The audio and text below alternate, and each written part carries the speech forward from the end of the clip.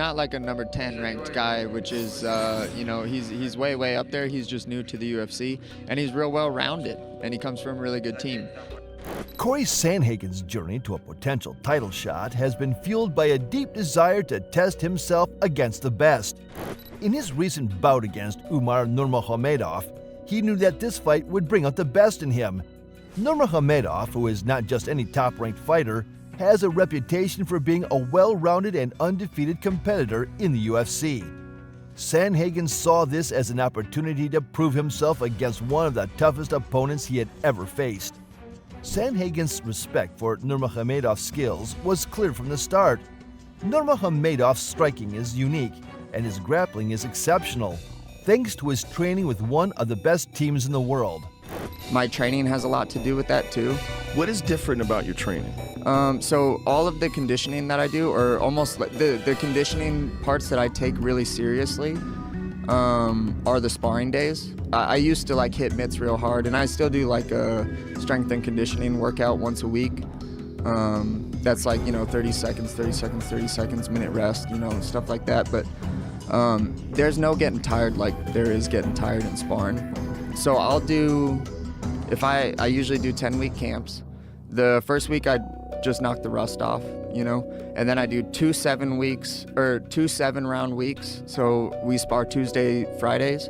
I do 7 rounds those days. To prepare for this fight, Sandhagen had to push himself harder than ever before. He put in extra hours in the gym to make sure he was ready for the challenge that Nurmagomedov would bring. Sandhagen believed that the pressure of facing such a dangerous opponent would force him to deliver his best performance. Training for this fight was no easy task. Finding training partners who could mimic Nurmagomedov's style was difficult, but Sandhagen went to great lengths to ensure he was well prepared. He brought in high-level fighters from various disciplines to help him get ready. These included a top wrestler from Penn State, a skilled judo practitioner, and other grapplers with different styles. Sandhagen even had some of these fighters stay at his home, which meant that his focus was entirely on preparing for the fight. The intensity of his training left little time for anything else, which even affected the time he spent with his wife. Do they tell you guys before those nose-to-nose matchups, like make it showy, or like what do they say to you guys that it always ends up you gotta get pulled apart? Nah, the UFC lets you be pretty much who you want to be. I know though that like there's some guys and I just keep my distance from them because that's just not a good look for the sport. Cory Sandhagen is a talented mixed martial artist from Aurora, Colorado. He has made a name for himself in the bantamweight division of the UFC, where he is currently ranked number 4 as of August 6, 2024. Standing at 5 feet 11 inches and weighing 135 pounds, Sandhagen is a formidable force in the octagon. His journey to becoming a top UFC contender is both inspiring and filled with determination. Sandhagen's love for sport began early in his life. Growing up in Aurora, he attended Smoky Hill High School, where he was an active member of the basketball team. But his passion for martial arts started even earlier when he began training in Taekwondo as a child.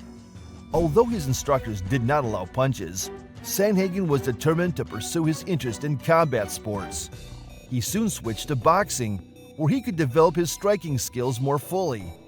This shift in focus marked the beginning of his journey into MMA. Before making his mark in the UFC, Sandhagen honed his skills in various disciplines. He became an accomplished kickboxer, winning multiple World Kickboxing Association titles, including a WKA world title. But his passion for MMA, a sport he had admired since childhood, drove him to transition into this highly competitive arena. His early career was marked by hard work, perseverance, and a desire to succeed. Okay, so Yeah. when are you sleeping then over here? So I'm gonna sleep. I should be asleep right now, but once we're done with this, it's gonna be, I'll get, 7 or 8 hours tonight, and then 7, 8 hours the next day, 7, 8 hours. So I'll go to bed around, like 10 a.m. around Abu Dhabi time. Okay. I mean, the remarkable thing about this fight to me is that you called it, is that you saw it coming. You're a fill-in, but it's almost like... One of the key decisions Sandhagen made for this fight was to bring Trevor Whitman into his corner. Sandhagen had known Whitman for a long time and recognized him as one of the best coaches in the sport. Whitman had a proven track record for developing champions, and Sandhagen wanted to tap into that expertise for this crucial fight. Adding Whitman to his team was a move that Sandhagen believed would give him an edge in his quest for victory. Sandhagen also addressed the question of his wrestling defense, which had not been thoroughly tested in many of his previous fights. The only time he felt truly challenged in this area was against Aljamain Sterling. In that fight, he found himself in a difficult situation that ended quickly, but this time, he was determined to show his improved grappling skills. Sandhagen had worked hard on both his offensive and defensive grappling during this training camp. He was excited to demonstrate how much he had improved, especially in a fight where grappling was likely to play a significant role.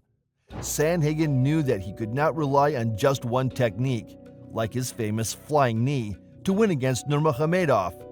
He was prepared to go toe-to-toe with Nurmagomedov in all aspects of the fight, including grappling. This fight was more than just a test of his skills. It was a chance to showcase the art he had spent years perfecting.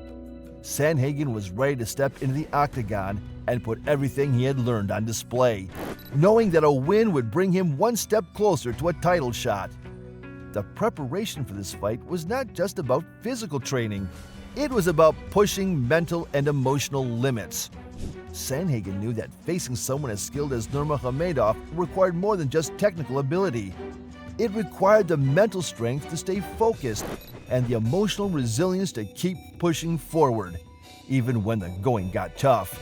For Sandhagen, this fight was about proving to himself and the world that he belonged at the top of the bantamweight division. In 2020, Sandhagen was set to face Frankie Edgar on January 25 at UFC Fight Night 166, but the fight didn't happen as planned.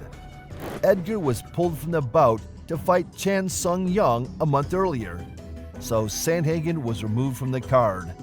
This setback was just one of many challenges he would face in the coming years.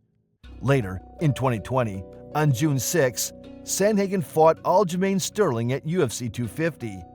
This bout was important because UFC President Dana White confirmed it as a bantamweight title eliminator. But the fight didn't go Sandhagen's way. He lost via submission in the first round, a disappointing outcome that pushed him to work even harder for his next opportunity. Sandhagen didn't stay down for long. On October 11, 2020, he headlined UFC Fight Night 179 against Marlon Moraes. This time, Sandhagen came out on top, winning the fight by technical knockout in the second round. His performance was so impressive that he earned the Performance of the Night Award, a testament to his striking skills and determination. The year 2021 started with a bang for Sandhagen when he faced Frankie Edgar on February 6 at UFC Fight Night 184.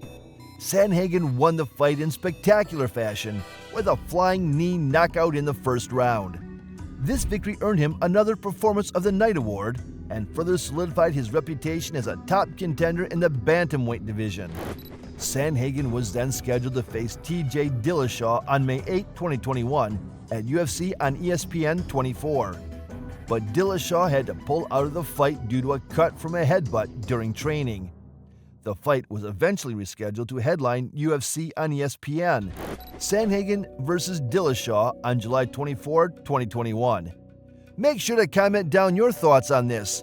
And while you're down there, don't forget to hit that subscribe button for more such content in the future. Until then, keep exploring.